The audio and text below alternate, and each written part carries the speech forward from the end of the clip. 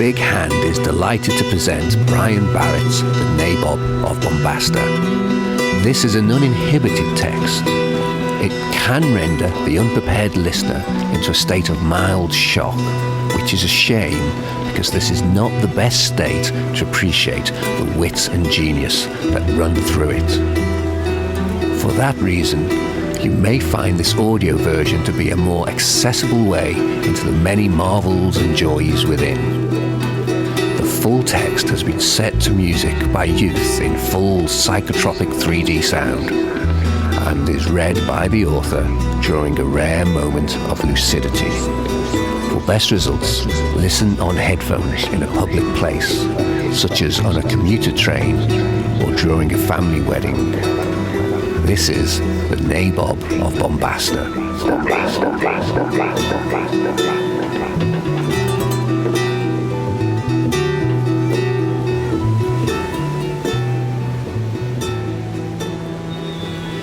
They had thatched his house with cannabis, so that in the morning, as the sun dried the dew, the perfume of the sweet herb would ease him gently into each new day. Once awake, he would lie still as death till his eye alighted upon a suitable bird. Then he would reach up and, using a leaf as a skin, twist his morning joint. Beside him, the girl stirred. As he passed througsich the joint, he ran a hand over the smooth contours of her behind in a longer slit. Then he patted her bum as a sign for her to go. She kissed him gently before picking up her sarong and melting silently into the morning.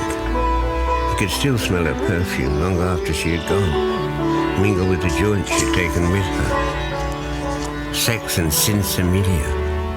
His dick started to rise, but he switched thoughts. He was in no hurry. There were 52 girls on the island, and he was the only male.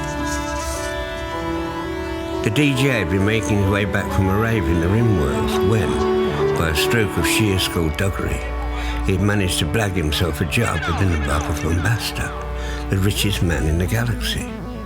His task was to play divine music to the Nabob's harem on board the star cruiser the Emperor of Sin, keeping them chilled out till the ship reached the planet of Crutch, where the Nabob eagerly awaited. All he had to do was stay ambient, and it was a doddle. But the DJ couldn't see or hear his audience. The frustration of knowing that a horde of ravishing nymphomaniacs were only a few inches away, watching him through the two-way mirror, played on his mind. Eventually, he was inspired to introduce a repetitive beat into his mix, got out his dick, and flogged his knob to the rhythm. He was wanking away with enthusiasm, brandishing his weapon at the invisible audience with unabashed pride, when it dawned on him that this was not his usual mode of behavior. With a rush of delight, he realized he was reacting to the subliminal suggestions and hardcore indelicacies that the ladies of the harem were sneaking into his mind.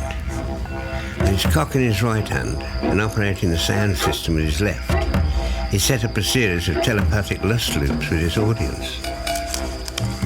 His fingers became extensions of the ladies' sexual desires, and he was fucking all of them simultaneously, velcroed onto the same wave of sound. When the build-up came, he fought against it with all his power, a small, lone figure struggling to hold back the waters of a mighty dam. But the orgasm grew till it was a roar in his ears, and his erection broke free of his grasp, reared up like a cobra, and struck the key for eject. There was an instant of pure nothing. Then he was swimming through space that became water that became sand. His last memory was crawling up the beach of an unknown island, the sole survivor, apart from the Nabob's harem. He was almost dead when the first girl found him, but she had the tongue of a serpent that slid down the eye of his dick and sucked the life force back into his balls from beyond the grave.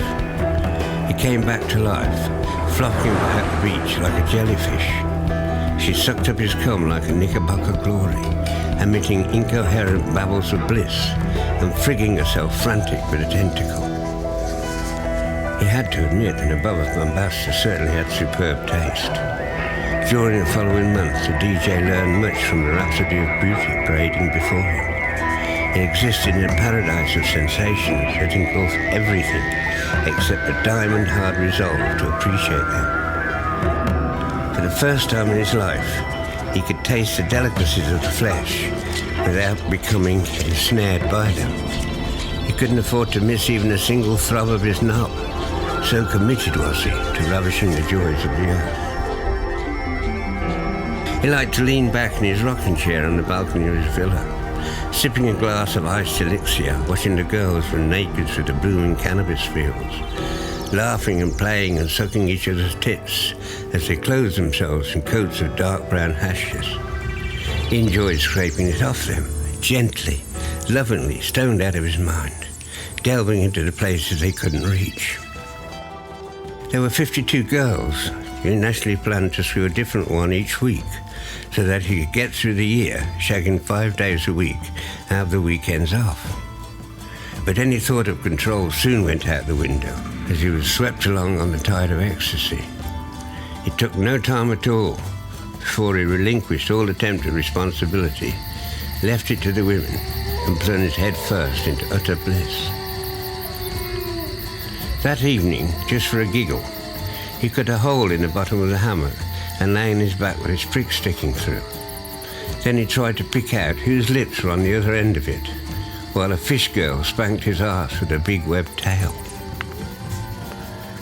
The poppy season filled in the space before the mushrooms bloomed. Many a balmy autumnal night was passed with the DJ and his ladies bathing in the dreams of rich brown opium, waiting for the scarlet heads of the fly-agaric mushrooms dotted the landscape. Then the mushrooms poured down the side of the mountains like a river until they touched the meadows, and then psilocybin carried on the psychedelic tide. Throughout the mushroom season, the DJ interfaced his consciousness with a wide variety of psychedelicacies, with the lust of the women to launch his spirit on its journey and look after his body with tender care while he was away. He was free to ravish the universe. There was infidelities, of course, with other females on other worlds, but the girls on the island had the prerogative of owning his physical body and considered his internal amours to be little more than hallucinations. One night, arriving back from an orgy in Sensi Minor, he found himself lying on a carpet of woven from the finest cannabis fibre, brushed to a silken sheen, patterned by entoptics and dyed in the glowing hues of opianic vision. Pubia, a truly exotic-looking bird, was seated on his penis with her back turned to him, slowly rotating her behind. Coming in from more refined regions, as she rippled the muscles up and down his stem, he found the tightness of her arse almost too pleasurable to bear, while the hot juices of her cunt slobbered all over his balls. Meanwhile, Tazzy was caressing his head between her strange breasts, peculiar to her species, feeding him nectars from her many nipples. His dick spurted with such force that the impact lifted Pubia a few inches up his stem, causing her to flap her wings and cluck with abandon. A giant girl, abducted from the blue beaches of Altair, had sexual organs that played sine waves, each containing a world of its own with inside frequency. He lay beneath a palm tree with his head against her twat, staring up at the full moon and the stars, smoking a joint and bathing in the perfumes of her pussy, as she placed her labia over his ears as a headset and transported him to the furthest extremities of sound. By twiddling her nipples, he could tune into the news broadcast from the Intergalactic Federation, or listen to the gossip on interstellar Reuters, and her clitoris acted as a joystick for endless neurosensual games. With his Oedipal cunt, they toured the galaxy together, walking in cathedrals of finest crystal and freaking out the gliols in fits of uncontrollable laughter. He could have lain there forever, eluding the desire to ejaculate, had it not been for his duty to service the rest of the maids. The glials are entities whose job it is to joy the galaxy. They turn even the wildest thing into a joke by the power of their infectious laughter. But they are deadly dangerous if you want to get anything done. They are the opposite of the thrill suckers, whose cynicism sucks the buzz out of everything and leaves them alone in a vacuous void, twiddling their thumbs and complaining.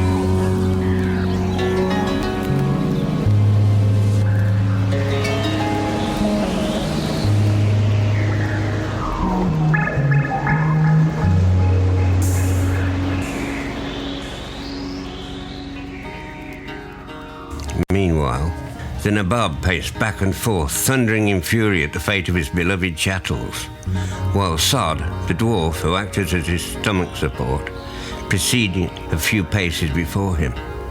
3 nanoseconds out, 3 fucking nanos out of hyperspace, and the Stratocruiser warps and loses my lovely pets. Sobbing with frustration, he threw up his arms in despair. What shall I do? Who shall I kill? By keeping in step and performing a little hopping dance whenever his master stopped, or a sideways skid when he made a turn, Sod managed to keep out of range of the Nabob's bejeweled slippers. A vile scam master, he panted, hoisting the belly further onto his shoulders as he staggered under the weight of the massive gut. Engineered by a common DJ, who has ripped off the exquisite darlings that had taken you a whole year to collect. He is no doubt at this very moment opening the petals of a rare virgin and initiating her into the intimate delights of her first fuck. An occasional great one, never to be repeated or forgotten by her innocent young mind, and against which all her following fucks will be compared. The DJ is not only deflowering your pussy, O great one, but castrating you in the process. Red-faced and fuming, the Nabob kicked at Sod, missed, then swung on his heel, sending the dwarf skidding sideways in a 90-degree angle and flying off across the chamber.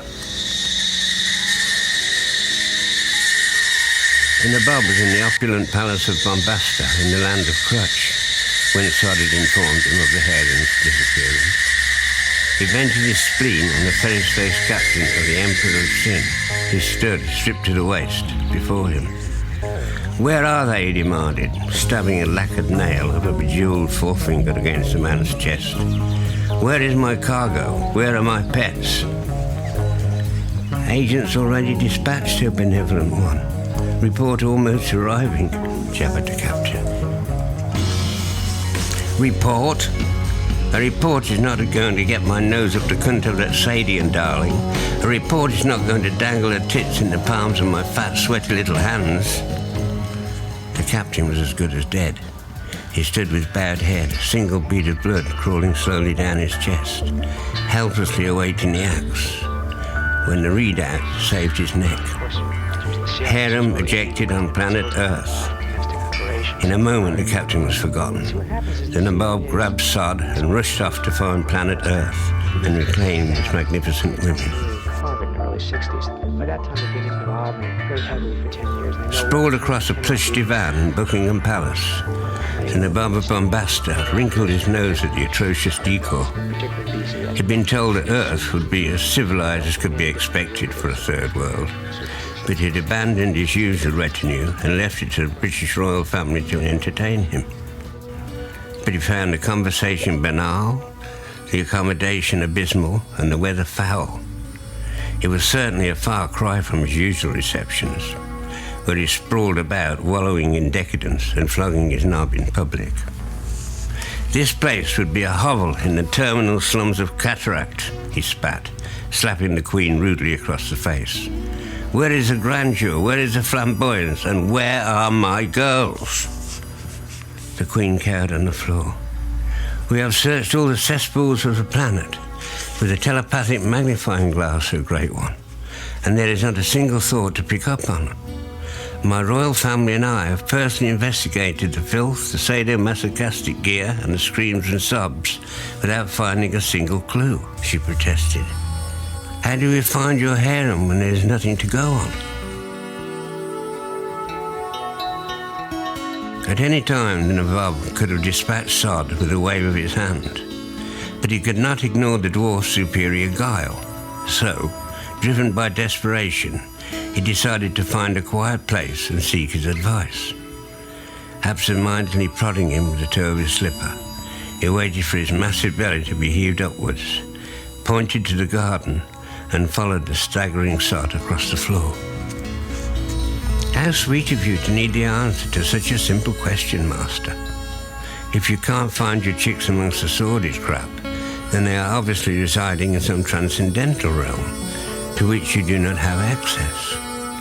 The past record of the man who pulled this foul stroke shows that he was employed as a DJ on the star cruiser The Emperor of Sin.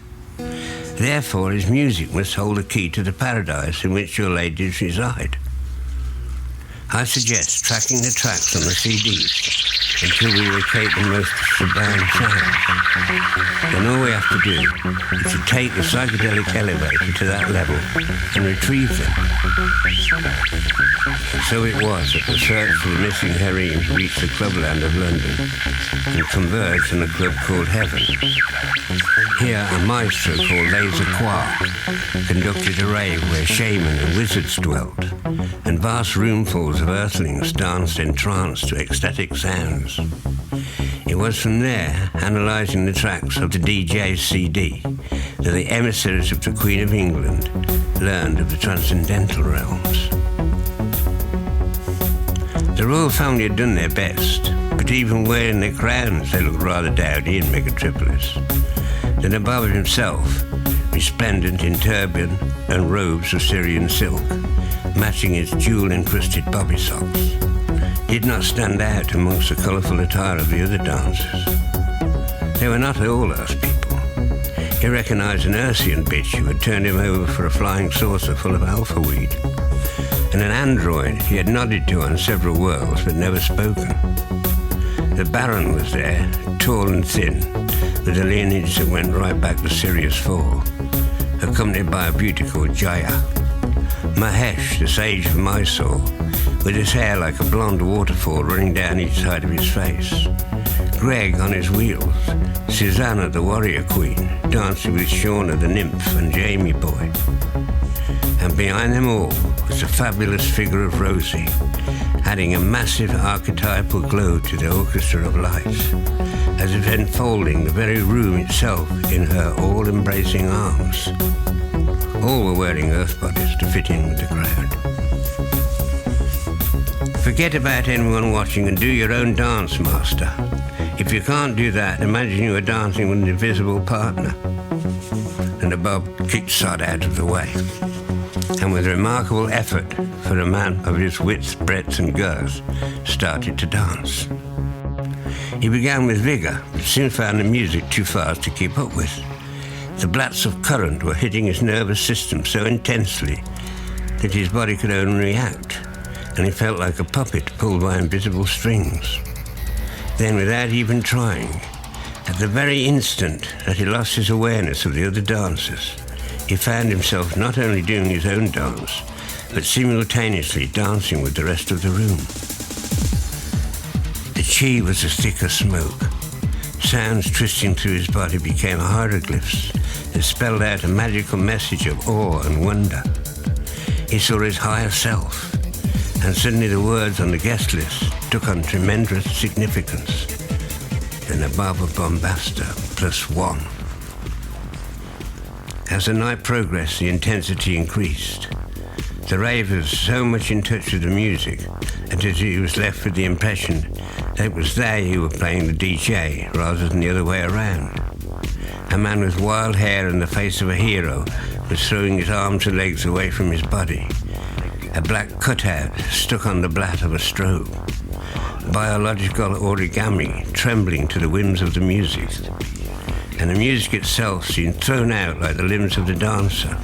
Man, light and sound stuck together in sheer delight, irrespective of any considerations but right out front now. Techno birds flew over a sea of shimmering static, and he was rising and falling in a coloured ocean, his mind a fleck of foam flying from every cascading wave. Around him people were flitting and squiggling, some running a 100-yard race on the spot, while others barely moved, just standing there, hanging on the strength of the vibe. Caught in the whirligig of sensations, and Nabob began to feel unusually light. Like it or no, he had to admit that he was feeling extremely pleasant. His fury at the loss of his harem became less significant, and a feeling that could only be described as goodwill began to pervade his system.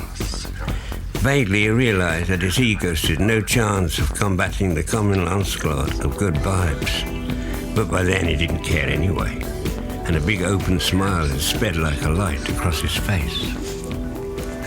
During a break in the intensity, he could hear the strains of a symphonic version of Stairway to Heaven from the chill-out room upstairs.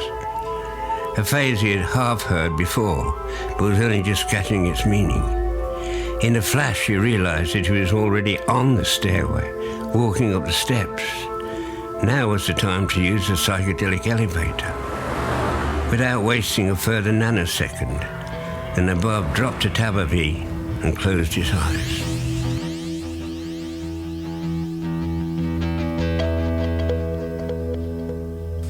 The cannabis leaves were rustling slightly, and the sun just beginning to set over the island, when the DJ whispered the last endearment to a lover from Ursius and flowed back into his body. To his surprise, there was no girls in sight, but he could hear laughter in the meadows and the thermal lake. He moseyed down to the cannabis plantation, checking the buds thick and luscious with resin, and was suddenly all agog to discover the Nabob carousing with the females in the shade of the pot plants. Lying back with his turban all askew, his silken robes in disarray, and his sexual organs fully exposed, any pretense that the Nabob had adopted of being of human origin was instantly dispelled. 52 pricks stuck out at angles from his rumpled garments, with a woman of exquisite beauty spinning round on each one of them. Just enough for a good, satisfying screw, he laughed, and winked conspiratorially. I only need one a year, and tonight's the night. Then, without further ado, he ejaculated simultaneously from all his organs, sending the girls shooting off like comets to their homes in the stars.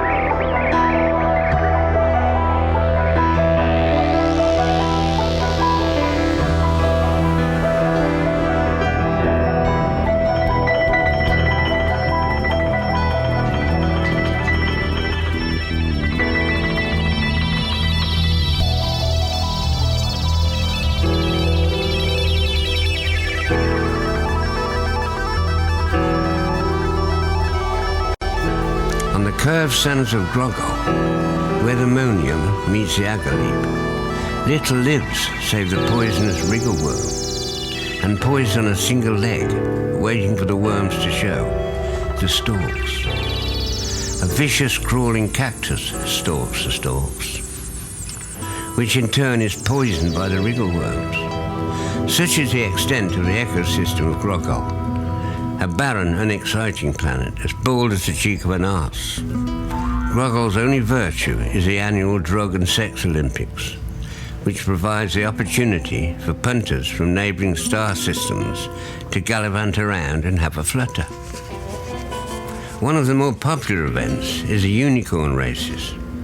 It is an impressive sight to behold the young satyrs sitting in the sunshine, shining the unicorns' hooves with shoe polish, whilst the fawns massage their muscles and the nymphs pour drugs in their ears and add lustre to their horns by rubbing them between their tits.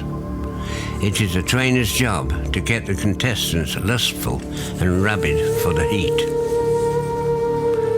The bait for the 3:30 was a half-breed simian bulba, a gorgeous equine creature blessed with an adaptable cunt. She was a woman that no unicorn, whatever his personal preferences, could help but drool and slobber over. Only the sight of her steam poured forth from their nostrils. The corners of their mouths turned up into wicked grins, and their pricks twanged to attention so strongly that the vibration caused champagne glasses to shatter all over the stands. Heralded by a fanfare of instruments, the unicorns would rear up on their hind legs, turn their backs on the object of desire, and at the crack of the starter's pistol, run off in the opposite direction. They would run all the way around the planet until they're back where they had started, and the winner could ravish his prize. As well as a Nabob, who was busy sampling the fresh wriggle worms, all the usual libertines were on show, sipping absinthe and chilled sherbet. Mamluk the cannibal was posing and posturing amongst his colourful cortege of eccentrics and freaks. Nal was in attendance with a coterie of glamorous beasts, and Palm the Naughty sat with his perverts arranged around him like rare chocolates in a box. As the race began, Mamluk put down his glass and jerked the golden chain attached to the ankle of a winged harlot shackled to his wrist. He'd wagered heavily, and chewing her tits helped him to neutralise the adrenaline and alleviate the stress of the start. Excess and Coup, lured by the promise of adventure and money, were employed as a cameo act to fill in the time till a leading uniform rounded the planet and made the final dash into his prize. They formed part of a sadomasochistic collage, seated at either end of a dildo made from the curved horns of an Agabati ram. They slid back and forth on the horn and rubbed their cunts together, while Malim, a servant girl, whipped their asses, none too gently, and her twin sister flogged their tits. Coup had been part of the Nabob's harem, and as they slid back and forth, she gossiped with her newfound friend about her experience with a strange earthman who had only one prick. She was well into her story before she realised that Excess was staring at her totally taken aback. "You made love with a man by yourself, one-to-one, without anyone watching?" Excess gasped in disbelief. "Well, that's disgusting. It's intimate." Without further ado, Excess slid off the horn and flounced up with an expression of shocked incredulity on her face. That night, when she returned to her hotel, Coup was firmly told to leave the following morning.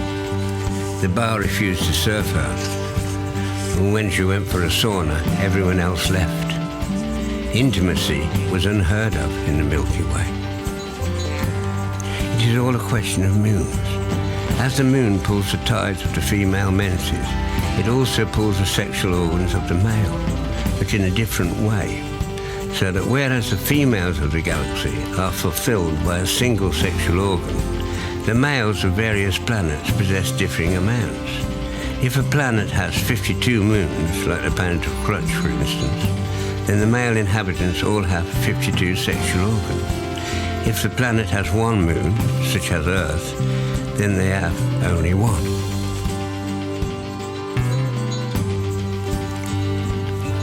At first, the thought of making love without a voyeur was repugnant to excess, but once the possibility entered her mind, her imagination began to play with it.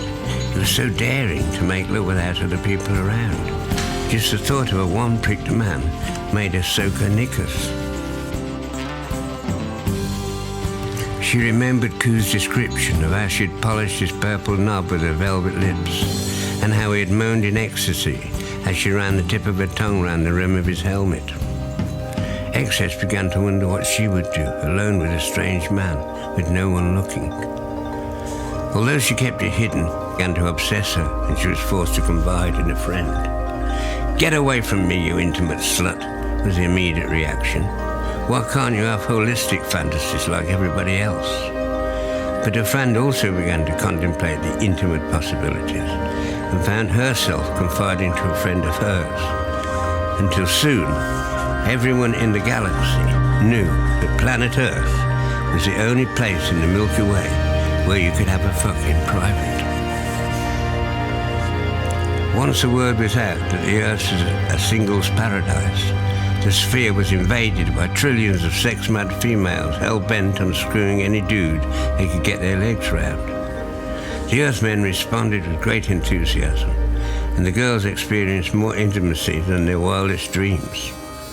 The only drawback was a catastrophic lack of orgasms throughout the rest of the galaxy, and the rapidly increasing resentment of the multi-penised males.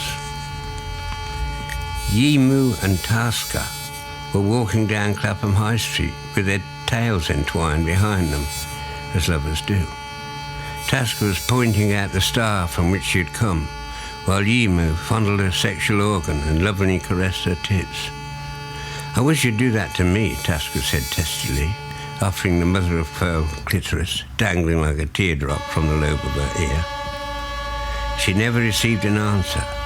At that moment, the invasion of the multi-pricked men began, and in an instant, both girls were horned upwards by an Algolian sheep shearer and carried off, protesting vehemently, on 2 of his 40 dicks.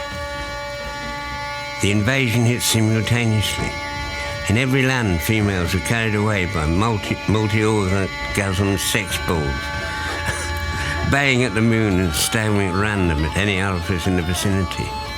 Multisexual flying rapes were an acquired taste, but it didn't take the Earthwomen long to appreciate their finer points.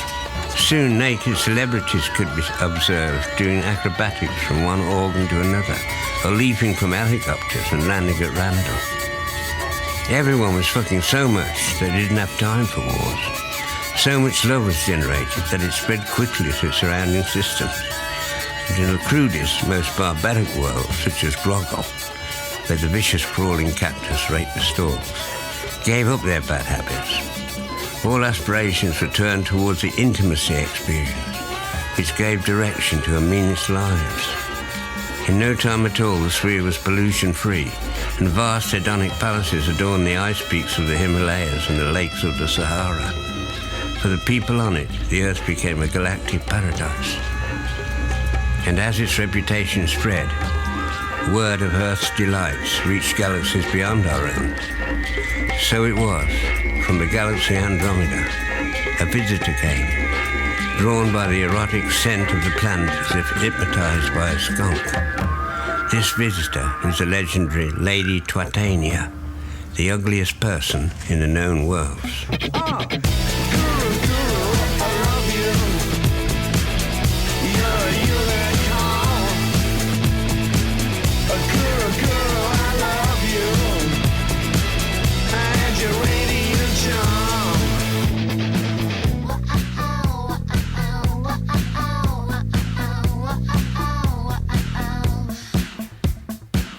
Love is the blood that keeps my heart beating. You are the light that keeps on shining. Ecstasy is out of reach. You're silent rot in the waiting for the bomb. We're waiting for the bomb. We're waiting for the bomb. You're my teacher.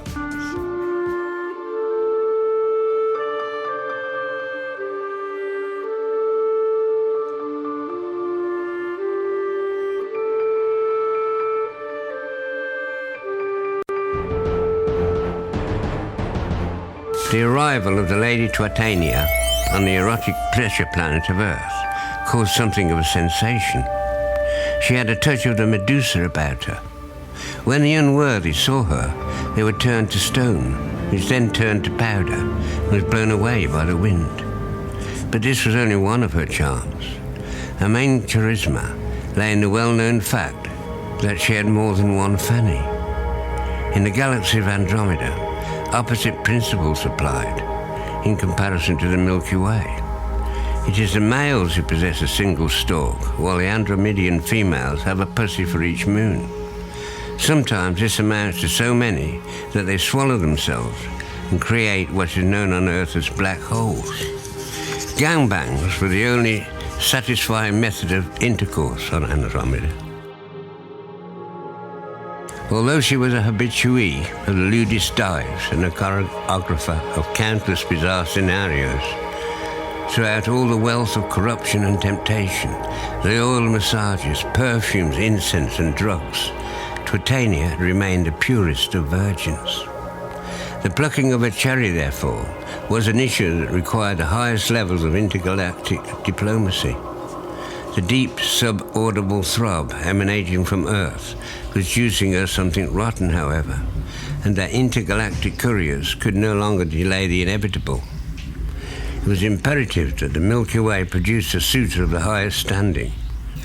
As the richest man in the galaxy, the Nabob of Bombasta was the obvious choice.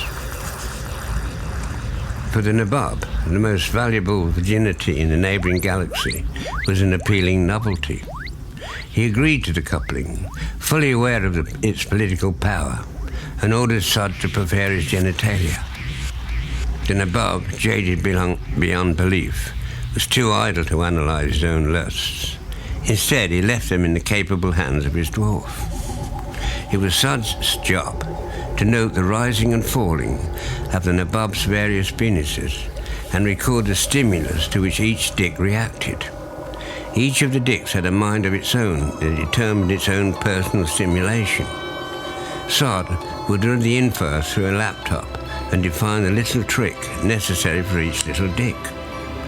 The Nabob did not tolerate mistakes.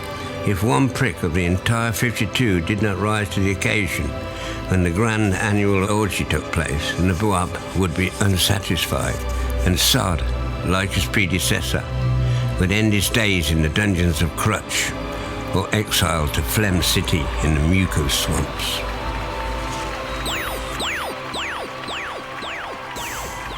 As the Lady Titania reclined on a specially built fur-lined table on top of Primrose Hill, and the crowds gathered to honour the great deed, Sod realised he was in trouble. It had only been a few months since the Nabob's annual coupling, and his regiment of phalli were not yet reacting in a predictable manner. They seemed to be changing direction at the merest breeze, a problem complicated by the breathtaking ugliness of the lady. This inverted domino effect caused much distress to the harassed Sod. Sitting cross-legged with his laptop amongst the wavering phalli was like living amongst a shoal of fish, forcing him, already involved in ever-expanding mass of contradictions, to crash his PC and burst into tears. The speeches of the dignitaries ended and the crowd began to grow impatient, eager for the deflowering ceremony. Lady Titania lay on her back with her legs in the air. She was a musical instrument with the body of a centipede. Her body twitched and rippled to indicate readiness. As the pricks flopped around his ears, Sod knew that drastic measures were needed. Seeing no alternative, he desperately wrenched the giant blood-red ruby from the Nabob's navel and tried to shove his prick in. There was a mighty whoosh of expelled air. The potentate began to deflate, while the dwarf grew larger by the second. They both reached the same size, became one, and propelled by the last of the escaping air, careered round the hillside.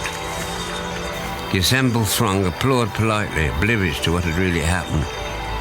When the Nabob came back to a halt, into his starting position, the crowd failed to see that it was now the Nabob that occupied the body of the dwarf, while Sod inhabited the grandiose posture of his former master. Sod, whose low tastes were the opposite to his refined master's, had never seen anything as erotic as Titania. At one glance, all the Nautch girls, belly dancers and courtesans, from the seraglios of Sensula to the Alice of Crutch, along with their bangles, beads, brocades and tantalizing veils, were swept aside and replaced by a single transcendental illumination, the naked Lady of Drain.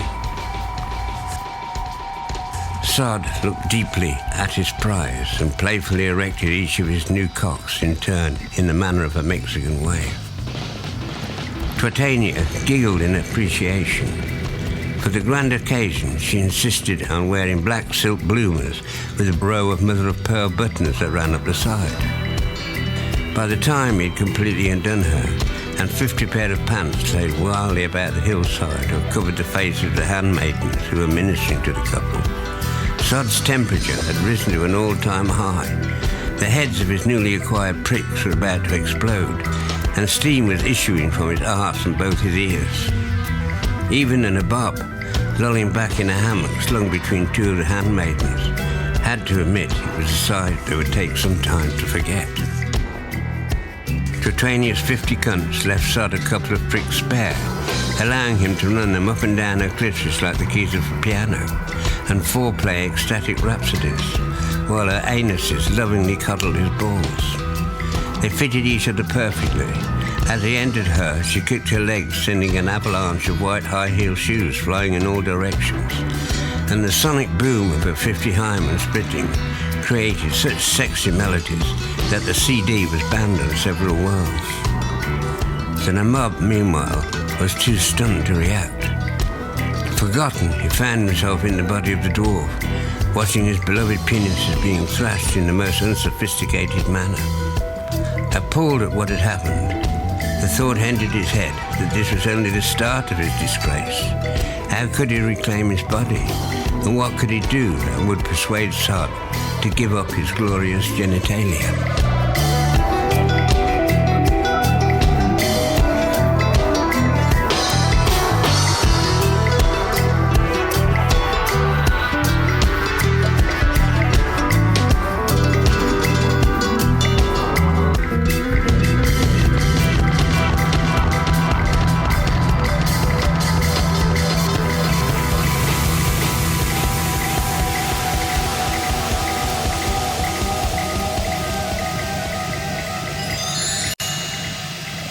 During the nights that followed, the Nabob read up on Sherlock Holmes.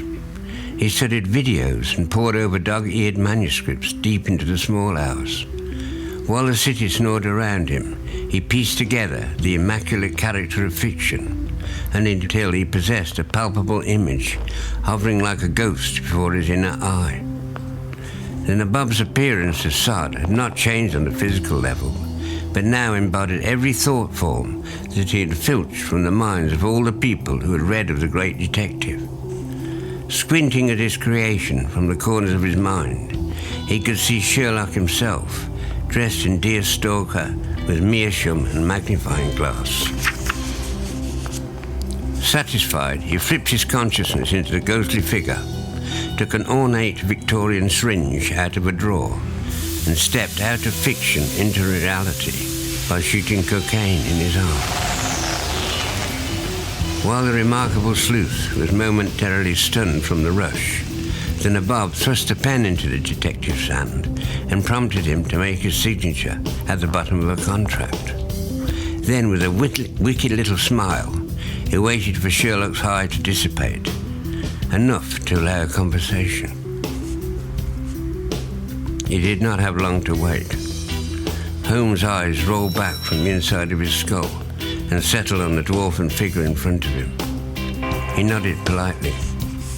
"I take it, sir," the detective said, "that the manner you have engaged me in requires a return of your former body." The Nabob gurgled with delight and clapped with "Incredible, astounding! How do you see so much, you great detective?" Sherlock answered with an effete wave of his hand. "It is a simple matter. I have, of course, observed your base form and noted a discrepancy between your mannerisms and your appearance. From the underhand way you forced me to life and into your servitude, I recognize the manner of one familiar with power. The gentle way you are currently fingering your anus demonstrates a sensitivity more usually found in the courts of emperors than by a dwarf in the damp basement of the Portobello Road. I deduce, therefore, that your current form is not your usual one, and that a return to the rightful way of things would be your highest priority. The Nabob nodded, impressed. You are correct, Mr. Holmes. I am the Nabob of Bombasta, currently residing in the body of my dwarf, Sod. While only a few yards away, my body is even now in the second week of a coupling with a 50-cunted female from the galaxy Andromeda. In truth, I know not what horrifies me most, the foul body I am forced to inhabit, or the thoughts of my darling pricks being sullied by the grimmest female in the 7 worlds. I am a creature of more exalted realms, Mr. Holmes, a gourmet of high aesthetic pleasure and rarefied sublime experiences. Therefore, before they are further tarnished, it is of the utmost urgency that I get my cocks back. Sherlock considered the words. Indeed, he said, with a hint of dry humour. Lacking your penises, it is logical that you would need a private dick to assist you. We are both readers of the minds of men, Nabob. You are a seducer, I a deducer. I take it that contract you made me sign relates to your ownership of my soul. Of course, you've signed away your soul to perpetuity, for me to torment as I wish. In return, I give you my word that, once you have returned me to my body, I will put you out of your misery by forgetting you ever existed. You will then dissolve back into fiction from whence you came. The Nabob ended his promise by farting in a trustworthy manner. This is as I thought, Holmes replied. It is to your ill fortune that you created me as perfectly as you did. Using the skills you bestowed on me, I can clearly see how little your word is worth, and deduce that your torment of me will never end, regardless of how well I undertake my duties. My next course of action, therefore, is elementary, my dear Nabob. It was summer, when the butterflies were on wing. I noticed an eagle in the sky. I watched it. It spiraled around and landed on a tree. So then I found myself at the top of a mountain.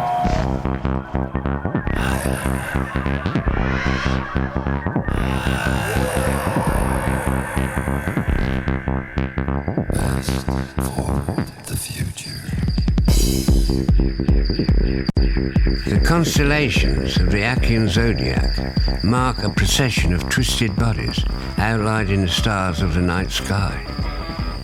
At dusk, a cowled and crooked figure emerges from below the horizon, holding a scythe in one hand and clutching the malformed hand of her male consort with the other. As the night progresses, the liar, the murderer, the torturer, the hanged man, the blind idiot and the thief cavort across the heavens in a line, with their male and female counterparts kicking and posturing in lewd glee. Accompanying them, the 10 blood-soaked moons of Ak reel around the circle like stumbling drunks. On a rostrum, rising above the main square, with her arms stretched straight out before her, the ghoulish figure of Queen Hag orchestrates the night sky. By wriggling her fingers, as if they were snakes, she evokes the red moons rising like hell pits above the horizon. One at a time they appear, as if reluctant but dragged up by her will in spite of themselves. By the writhings of her hands, Queen Hag conducts the night sky until the 10 moons of Ak are moving to her will, as if each were attached by an invisible strand to one of her fingers.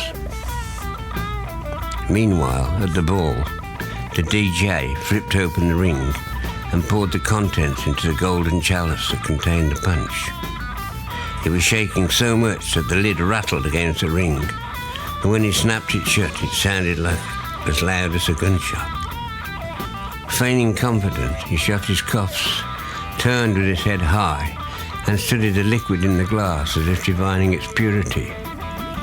Then he took in the bouquet, smiled approvingly, and walked towards the lady sitting opposite to request the pleasure of a dance.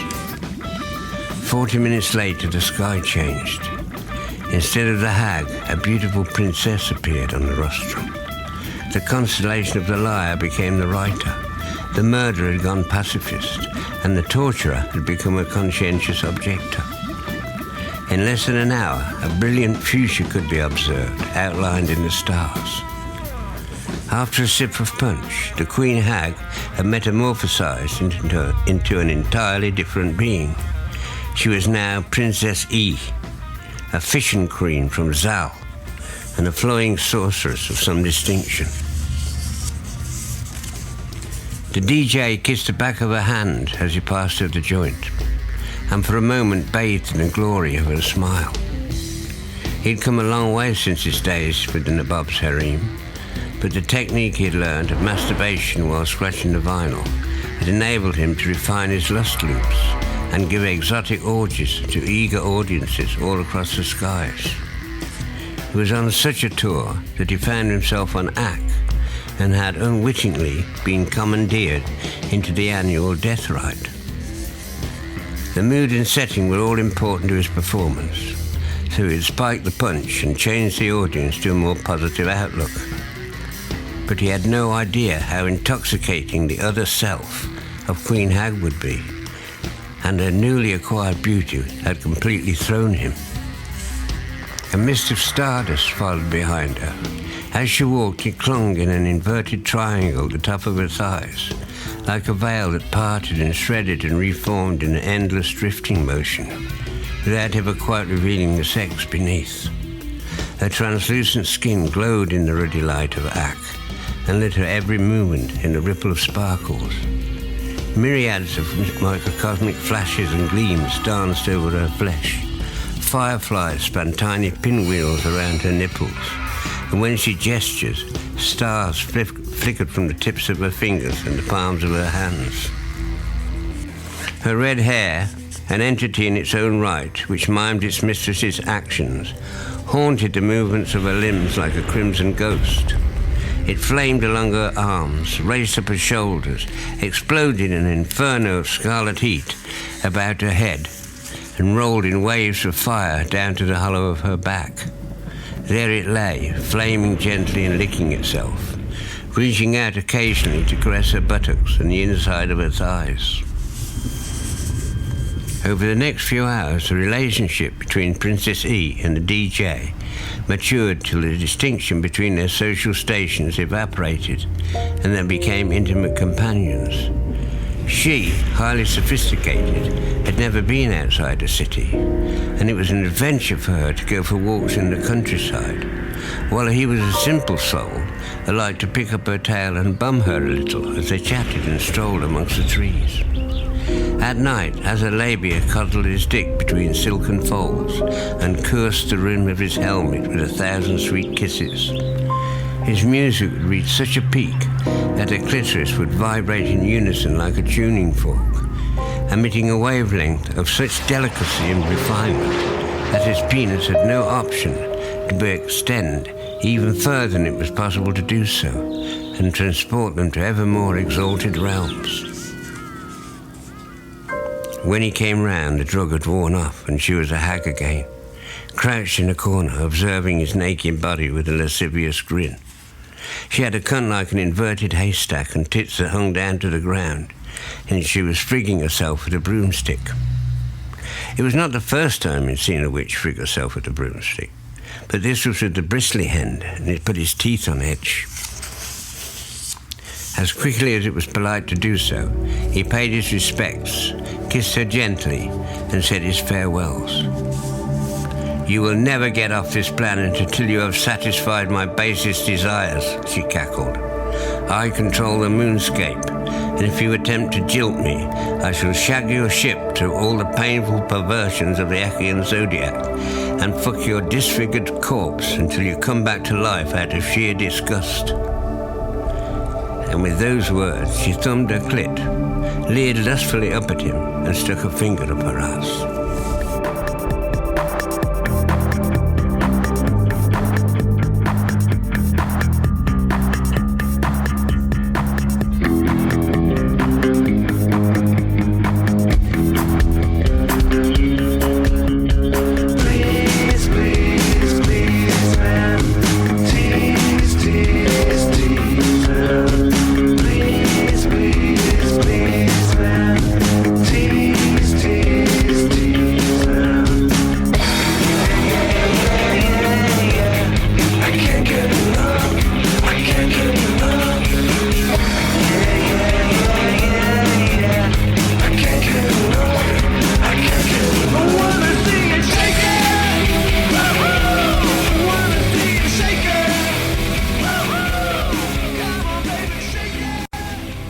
A chink of light showed under the edge of the door.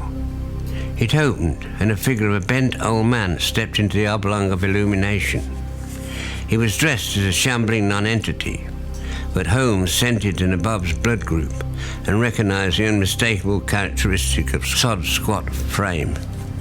As the dwarf made his way along Fulham Road, Holmes followed in the mind of a pop star a few yards back on the other side of the street. He had his mind shield up and gave off no telepathic transmissions. When the pop star crossed over, he changed heads, jumping into a stiff-faced professional woman.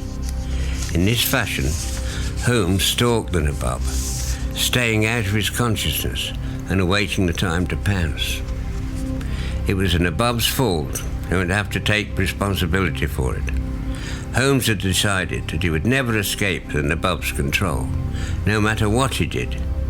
He was in a position to be immortally blackmailed, a permanent chattel of the merciless dwarf.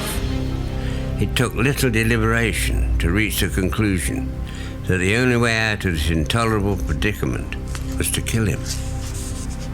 The shade of Sherlock Holmes was equipped with highly extrasensory faculties, enough to find the foulest fiend. He was still a gentleman. He would never stoop to bloody murder. Instead, he used his considerable intellect to devise a far more acceptable plan. His intended method was to move from mind to mind until he could sneak into the brain of his quarry, then order him to commit suicide. Things had not been going well with the Nabob. He had summoned an armada of elite space mercenaries to recapture his body, but the hypnotic, hedonic emanations that pulsed out from planet Earth had bewitched these fearsome troops. The last he heard of the armada was that they were anchored beyond the dark side of the moon, and the entire platoons of hardened space sailors were knitted together in a clusterfuck of such depraved proportions that the militarist don't ask, don't tell policy was probably the best thing for all concerned. It was the last straw. Somewhere amongst the holocaust of trainer coupling, the Nabob had lost his rag, lost his cool, lost his mind, and completely forgotten the plot and the name of the game.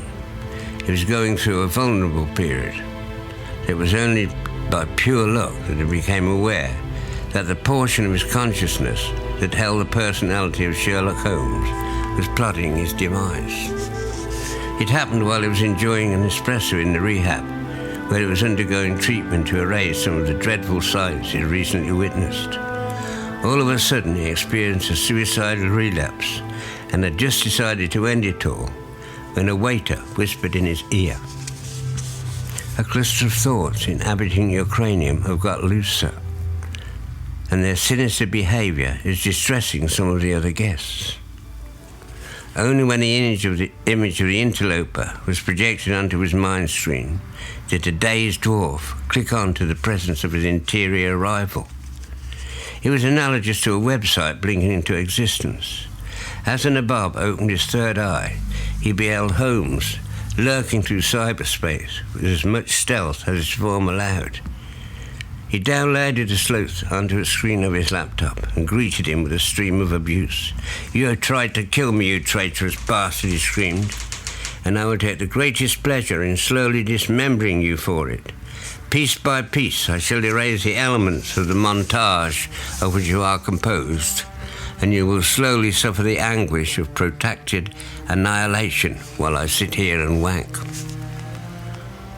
"My actions were merely the logical outcome and rational solution to an otherwise insoluble problem," said Sherlock, his confident demeanour apparently unruffled by the Nabob's threat.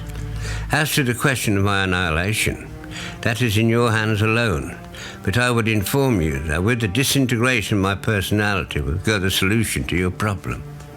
"You have one, you honestly have one. Tell me and I will forgive you everything and set you free." "I have delved too deeply into your unsavoury psyche to fall for such a ploy. I swear on my mother's life." "You never had a mother," Holmes said tartly. "Your genetics were pissed up against a wall in Whitechapel by Jack the Ripper and hatched in a flesh pot by syphilitic hags well versed in perverse humour." He drummed his fingers irritably on the inside of the screen, causing the Nabob to gasp at the audacity and hug his computer to him protectively. Holmes continued, "Only when you tear up the pact that we made together will I divulge the secret. Set me free to find my own soul, and I will be in your debt and consider it my duty as an English gentleman to aid you." With a reluctant scowl, the Nabob ran his short, stubbly fingers over the keyboard and watched the contract appear on the screen, with Sherlock's signature at the end. He deleted the file. Holmes smiled. "Thank you. I now ask you to consider how your desires differ from those of your dwarf. For just as you were too prudish to enjoy the extreme base charms of Lady Titania, he too would have difficulty in humping the most divine maiden in the creation." Nabob considered this. "I agree, but where would I find a lady too exquisite for my dwarf? He has been on duty as I have cavorted with the finest females imaginable. Despite his character, he's grown used to such splendour and rarely vomits. I am the richest man in the galaxy. The most knowledgeable dealers in highest form of womanhood bring their finest specimens to me. Surely there is no one in the aesthetic understanding needed to procure even more divine female." "There is one such person, Your Grace. A man who you have unwittingly trained in the most sublime pleasures." The Nabob understood immediately. "That damned DJ," he said. Sherlock nodded. "Exactly. His considerable experience of playing his lust loops all across the galaxy have educated him in all the finesse of elegant fucking. I had a text from earlier. He is at the moment engaged in pleasuring such a female that you seek. Moreover, with respect to your previous misunderstanding, he is willing to trade places as a gesture of goodwill. Here is his phone number. Now, if you will excuse me, I am drawn to the natural home of fictitious characters like myself." And with that, Sherlock Holmes bowed slightly, turned away, and emailed himself to Hollywood.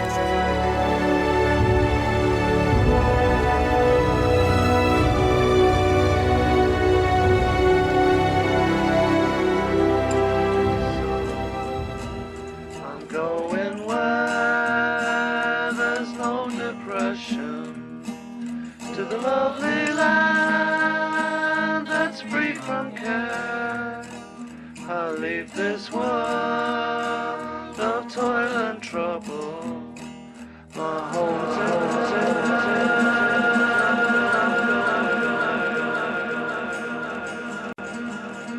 The Nabob was sprawled out in clouds of steam and perfume in the Turkish baths, while Sod supervised a bevy of handmaidens who was shampooing the genitals of his master. He whacked Sod over the head with a rugged erection, an act that gave him immense pleasure. Earlier, he had grabbed the dwarf and transported him to the planet Ak, where he found that the DJ was true to his word. So glorious was the Princess E that she scared Sod straight out of the Nabob's body and back into his own. "Thank you for forgiving me, master," said the dwarf, as he worked amongst the perfumed steam. "In return, I will ensure that you are in immaculate condition for your forthcoming intercourse with Princess E. I promise I will prepare each penis with more care and attention than they are worth." As his words sank in, one of the Nabob's pricks felt insulted, and with an involuntary knee jerk, flicked him across the chamber and sent him skidding across the blue and white tiles. Humbly, Sod continued with his task, holding his temper and clenching his fists, as the Nabob drooled on, punctuating his complaints with the occasional blow or a vicious little jab in the kidneys. He waited until his master had finally cooled out and relaxed into a state of glowing rapture. Then, pushing a handmaiden out of the way, he rolled back the foreskin of a gnarled and throbbing erection that had knee-jerked him, drew out a wire brush hidden in his armpit, and scrubbed avidly behind the knob. The Nabob screamed in agony, ejaculated, and in so doing fired the dwarf out of the door and into the safety of the corridor. Sod was surprised a short time later when, in a wheedling tone, the Nabob asked him to do it again. Eventually, having resigned himself to the inevitable, he picked up his wire brush and strode majestically back into the clouds of scented steam. The handmaiden had ridden all his sticks to maximum height, and the Nabob was glowing with self-satisfaction when Sod observed the steam parting above him. To his amazement, he saw that it was not the Princess E, but the hag who appeared, riding a broomstick like a skateboard. The potion that the DJ had slipped had worn off, and he had legged it to the other side of the galaxy before the Nabob had come round. The Nabob lay with closed eyes, unaware of the impending danger, while she circled above him, slowly expanding her pussy until it covered the entire assembly of thrusting cocks. Then she stepped off the broomstick and did the splits. The handmaidens fled as she revolved her cunt like a demented cement mixer, emitting the sounds of a rude, crude grind of the lowest kind. Sod saw the horror on the Nabob's face as he opened his eyes and witnessed the hag, and was overcome with an extreme wave of pity. Without thinking, an uncharacteristic wave of kindness propelled him to aid his master. The dwarf dashed forward, lifted up the skirt-like labia, and ran in. The next second, he was gasping for air as he ducked and dived to avoid the forest of sexual organs thrashing all around him. It was with a sigh of relief that he found himself staring up at the Nabob's anus, knowing that the blizzard of pricks had passed him by. Then, leaning forward, he whistled a sweetness up his master's bum. The result was immediate. All 52 cocks shuddered, paused, and ejaculated out at one. The hag crashed through the roof of the Turkish baths and flew to the heavens. From that night on, the people of Ak had an 11th moon in the night sky.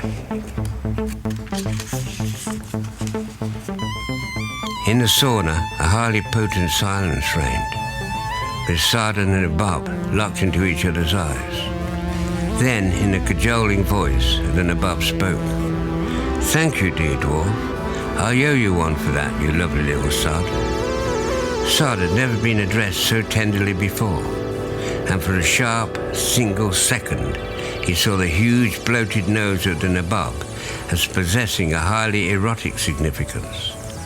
The Nabob, meanwhile, became suddenly transfixed by the large, round nostrils of the panting dwarf, which dilated and contracted tantalizingly before his master's eyes.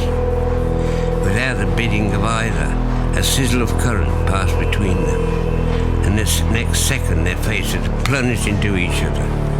Hands were clawing off garments, tongues grasping for a hold. Later, when they told the story to guests, they would describe it as love at first sight. The first time they had both really seen each other. Then the Nabob would laugh and emphasize that it was only after this event that he discovered that Sod had 52 arseholes.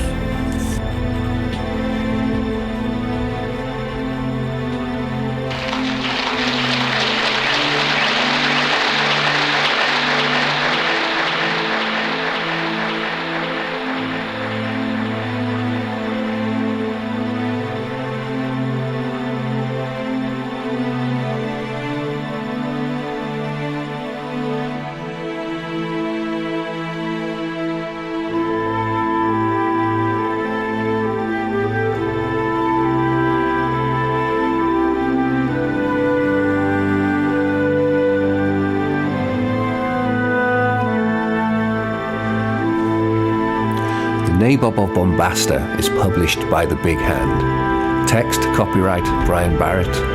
Illustrations and music, copyright Youth. For more details, www.bighandbooks.com, www.myspace.com/youthmusic.